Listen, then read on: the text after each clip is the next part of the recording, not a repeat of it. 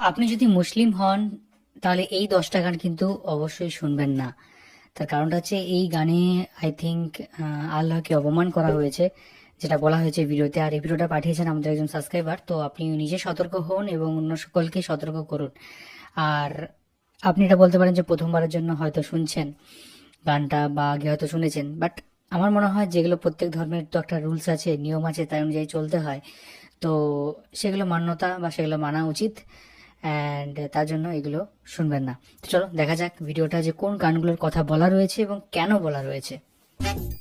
আজকের ভিডিওতে আপনাদেরকে এমন কিছু গান সম্পর্কে জানাবো যেগুলো আমাদের মুসলিমদের জন্য শোনা হারাম। হ্যাঁ, আমাদের ধর্মের সব ধরনের গানই শোনা হারাম, তবে এর মধ্যে কিছু গান রয়েছে যেখানে আল্লাহর সাথে শিরক করা হয়েছে, অর্থাৎ আল্লাহকে অপমান করা হয়েছে। তুমি কোন শহরের মাইয়া গো, লাগে উড়া এই গানটা কি জানি না, আমার তো মনে তুমি হয় কোন শহরের মাইয়া গো, तुझमें रब दिखता है यारा मैं क्या करूं।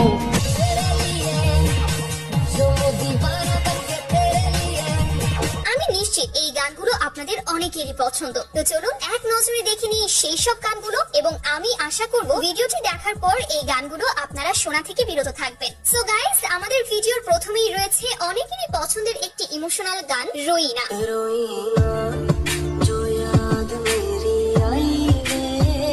গানটি বাংলাদেশে বিশেষ করে টিকটকের মতো প্ল্যাটফর্মে অনেক বেশি ভাইরাল হয়েছে। क्या हुआ जो तू मुझसे दूर हो गया।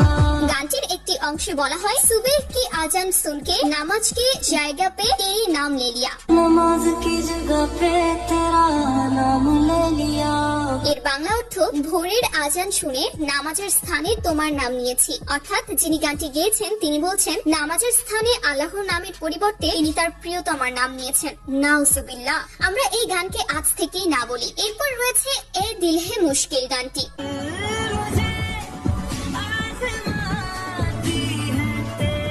এই গানটিতে কণ্ঠ দিয়েছেন আপনাদের প্রিয় অরিজিৎ সিং। मैं कितनी शिद्दत से चाहूं, चाहे तो रहना। হয়তো আমরা অনেকেই এই গানটি প্রতিনিয়ত শুনে থাকি, কিন্তু গানটিতে আছে একটি ভয়ঙ্কর কথা। গানটির প্রথম অংশ ঠিক থাকলেও तू सफर मेरा, পরের লাইনেই বলা হয়, তু মেরি খুদা। तू मेरा खुदा। অর্থাৎ তিনি তার প্রেমিকাকে বলছেন, তুমি আমার খোদা। আস্তাগফিরুল্লাহ। আমাদের ধর্মে একমাত্র আল্লাহ ছাড়া কাউকে খোদা বলা শিরক। এতে ঈমান নষ্ট হয়ে যেতে পারে। আমার মনে হয় শুধু আমাদের ধর্মে না, প্রত্যেকটি ধর্মেই এসব কথাবার্তাকে সমর্থন করবে না। তো আমরা এসব গান থেকে দূরে থাকবো আশা করি। এরপর রয়েছে তুসমে রব দিখতা হে। तू ही तो जन्नत मेरी, तू ही मेरा जुन, অনেক আগে থেকেই এই গানটি আমাদের দেশে খুবই জনপ্রিয়। तू ही दिल की है रौनक, तू ही जन्मों की दौलत। এমনকি আমরা অনেকেই প্রতিনিয়ত এই গানটা শুনে থাকি, কিন্তু আপনি জানলে অবাক হবেন এই গানটিতে শিরকে ভরপুর কথা রয়েছে। যেমন গানের নামই তুসমে রব দিখতা হে। तुझमें रब दिखता है यारा मैं क्या करूं। অর্থাৎ তোমার মাঝে আমি আমার প্রভুকে দেখি। এমনকি গানের আরেকটি অংশে বলা হয়, সিজদায় তোমার প্রতি আমার মাথা নত হয়। सजदे सर झुकता है यारा मैं क्या करूं। অথচ আল্লাহ তাআলা স্পষ্ট বলেছেন, একমাত্র তিনি ছাড়া অন্য কারো সামনে মাথা নত করা শিরক। সবচেয়ে দুঃখজনক বিষয় হলো এই গানটিতে অভিনয় করেছেন শাহরুখ খান, যিনি নিজেও একজন মুসলিম, অথচ তিনি এমন গানে কাজ করেছেন। আসলে তাদের নিয়ে আর কিছু বলার নেই। সো গাইস, এরপর রয়েছে ওয়াস্তে শিরোনামের এই গানটি। वास्ते जा भी दूं मैं गवार मां भी दूं। বলিউডের এই গানটি এতটাই জনপ্রিয় যে এখন পর্যন্ত প্রায় 107 কোটি মানুষ গানটি শুনেছেন।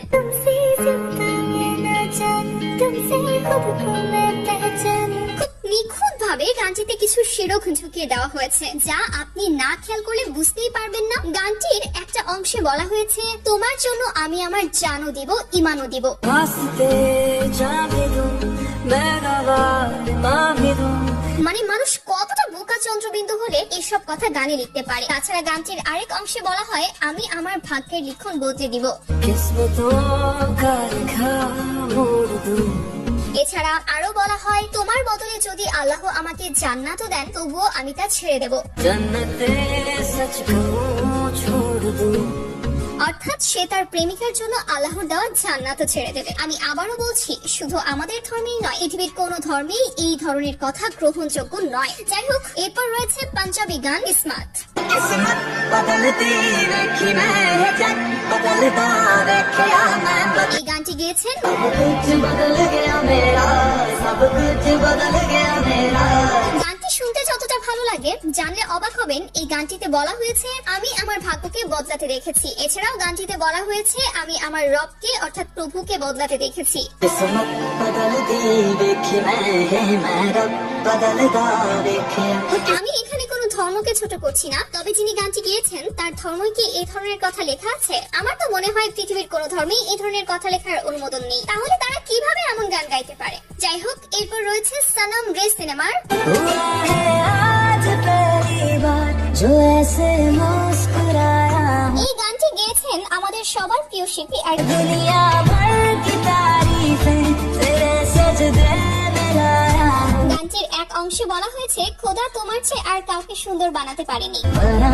पाया नहीं अब तक खुदा तुमसे कोई प्यारा অর্থাৎ এখানে বলা হয়েছে আল্লাহ এই মেয়ের চেয়ে আর কাউকে সুন্দর বানাতে পারেনি। প্রথমত এটি সম্পূর্ণ ধর্মবিরোধী কথা, দ্বিতীয়ত বাস্তব জীবনে দেখলে এই মেয়ের থেকে আরো অনেক সুন্দর মেয়ে রয়েছে ভাই। যে এই গানটি লিখেছে সে যে কতটা মূর্খ সেটা বলার আর অপেক্ষা রাখে না। এনিওয়ে গাইস, এরপর রয়েছে ইয়ারা তেরে ইয়ারা গানটি। मेरे दिल की ये दुआ है कभी दूर तू न जाए গানটি প্রথম রিলিজ হয় 2017 সালে এবং তখন থেকে এটি ব্যাপক জনপ্রিয় হয়। तेरे जैसा यार कहाँ বিশেষ করে বন্ধু বান্ধবদের সাথে দেখা হলেই আমরা অনেকেই মজা করে গানটি গেয়ে থাকি, কিন্তু এখানে লুকিয়ে রয়েছে একটি ভয়ঙ্কর শিরক। গানটির এক অংশে বলা হয়েছে তোমার বন্ধুদের আমি খোদা বলে মেনে নিয়েছি। मैंने तो खुदा माना সম্ভবত অতি আবেগের বশে এমন লাইন লিখে ফেলা হয়েছে, কিন্তু আমি মনে করি আমাদের ধর্ম সহ পৃথিবীর কোনো ধর্মই এমন কথা মেনে নিবে না। তাই আমি বলবো গান শোনার আগে অন্তত গানের কথা বুঝে শোনো। এরপর আমাদের লিস্টে রয়েছে তেরে লিয়ে গানটি। मैंने तेरे लिए আমার মতো অনেকেই গানটিকে অনেক পছন্দ করেন, এমনকি অনেকেই হয়তো প্রতিনিয়তই শুনেন গানটি।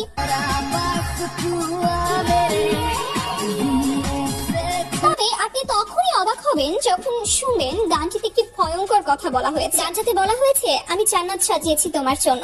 जन्नत सजाई मैंने तेरे लिए এরপর বলা হয় তোমার জন্য আমি খোদা ছেড়ে দিলাম। छोड़ दी खुदाई मैंने तेरे लिए অর্থাৎ এখানে বলা হয়েছে আমি তোমার জন্য জান্নাত সাজিয়েছি এবং তোমার জন্য আল্লাহকে ছেড়ে দিয়েছি। আস্তাগফিরুল্লাহ। সবচেয়ে অবাক করা বিষয় হলো গানটি গেয়েছেন পাকিস্তানের গায়ক আতিফ আসলাম। তিনি মুসলিম হয়েও এই গানের বিপরীতে কোনো প্রতিবাদ করেন, এর জন্য আমরা তাকে ধিক্কার জানাই। আসুন আমরা সবাই এই ধরনের গান থেকে বিরত থাকি। গাইস, এরপর আপনারা নিশ্চয়ই নেহা কাক্কারের মাহি বে গানটি শুনেছেন।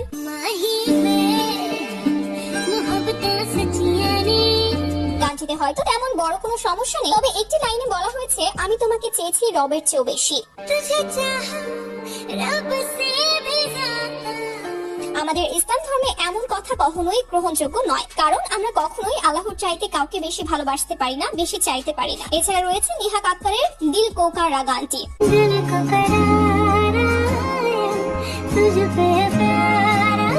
গানটির এই অংশটা শুনুন তো।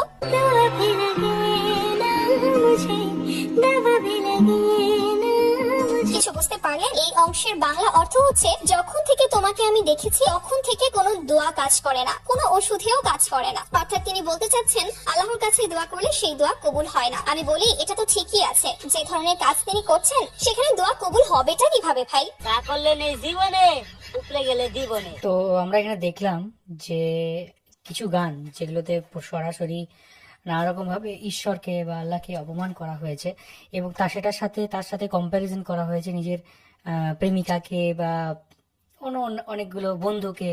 তো এই জিনিসগুলো তো আমার মনে হয় না এটা সব ধর্মেতেই মানে ঈশ্বরকে এরকমভাবে ছোট করা উচিত। অ্যান্ড গান যখন কেউ লেখে সেটার প্রতি একটু সতর্ক হওয়া উচিত। এমন নয় যে আমরা সবাই গান শুনবো না, আপনার ধর্ম অনুযায়ী হয়তো গান শোনা বারণ, তো অনেকে যারা মানেন তারা অবশ্যই নাও শুনতে পারেন, কিন্তু আমার ধর্ম অনুযায়ী গান শোনা মানা নয়, মানে এরকম কিছু বাধ্যবাধকতা নেই।